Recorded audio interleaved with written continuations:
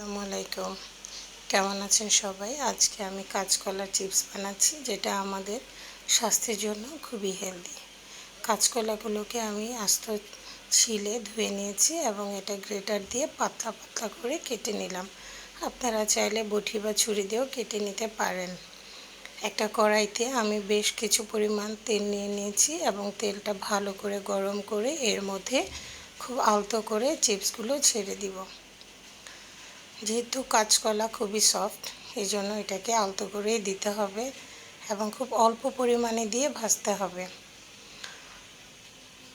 আর এটা খুব আস্তে আস্তে নাড়তে হবে যাতে ভেঙে না যায়। আর চুলার জাল অবশ্যই মিডিয়াম আঁচে থাকবে। যেহেতু এটা ক্রিস্পি করে ভাজবো, চুলার জাল যদি বাড়ানো থাকে সেক্ষেত্রে দেখা যাবে যে উপর দিয়ে লাল হয়ে যাবে কিন্তু ভিতরে ক্রিস্পি হবে না।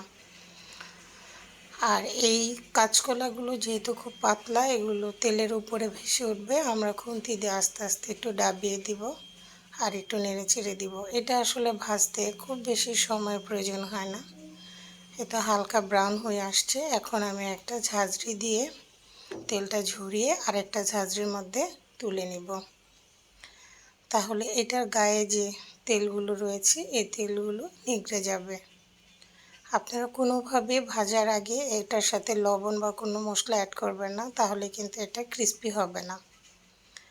একদম ফ্রেশ কাঁচকলাগুলোই ভাজতে হবে। আমি আর একটু ভেজে দেখাচ্ছি। এখন কিন্তু তেলটা আমার অনেক গরম। অল্প করে কাঁচকলা দিয়ে দিলাম।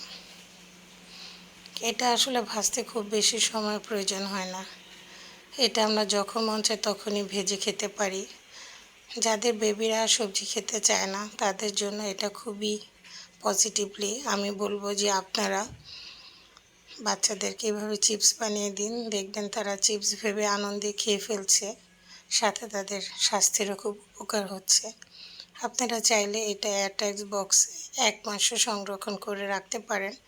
তবে আমার কাছে এটা গরম গরম ভেজে খেতেই ভালো লাগে। আমি এটার জন্য একটা মশলা বানিয়ে নিয়েছি। এখানে আছে বিট লবণ, সাদা লবণ, শুকনো মরিচের গুঁড়ো, সাইট্রিক অ্যাসিড। এগুলি সব কিছু একসাথে মিশিয়ে মশলাটা বানিয়ে এটা গরম থাকা অবস্থায় এটার উপরে ছিটিয়ে দিব। ছিটিয়ে দিয়ে এভাবে একটু নেড়ে চেড়ে দিব, তাহলে সবগুলো চিপসের গায়ে মশলা লাগবে। এখন আমি একটা পাত্রে সার্ভ করে নিচ্ছি খাওয়ার জন্য। আপনারা বলবেন দেখতে কেমন লাগছে। নিশ্চয়ই লোভনীয় লাগছে। আমার কাছে কিন্তু এটা খুবই পছন্দের একটা চিপস। আপনাদের কাছে কেমন লাগছে আপনারা আমাকে জানাবেন। আর অবশ্যই আপনারা বানিয়ে খাবেন, বিশেষ করে আপনাদের বেবিদের জন্য। ভালো থাকবেন সবাই। আসসালামু আলাইকুম।